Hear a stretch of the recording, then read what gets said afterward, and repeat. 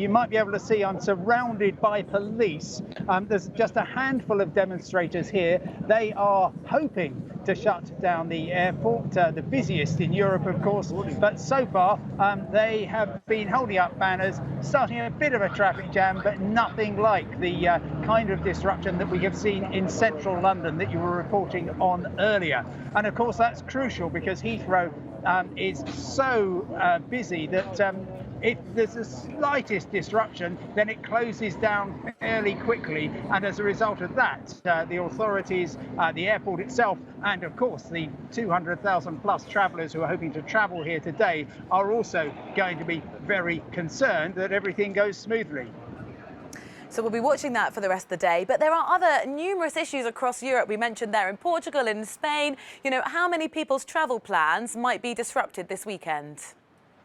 Well, exactly. Once you get to your destination, your problems could just be beginning. Let's start with Portugal, where for the first 3 or 4 days of this week, there was a strike involving fuel tanker drivers, which left Lisbon and Faro airports short of aviation fuel. Aircraft captains were told you must bring in enough fuel to get out again.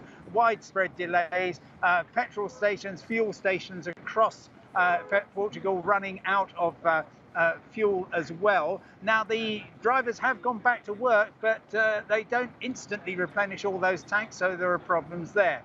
And you mentioned Spain.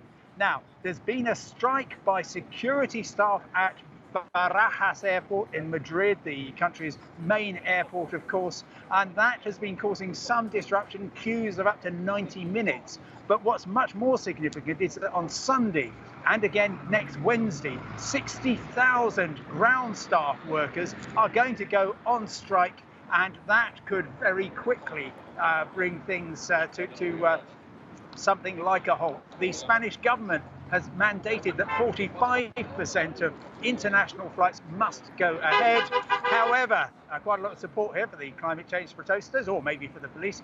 However, that still leaves over half the flights coming in and out of Spain, which could potentially be disrupted.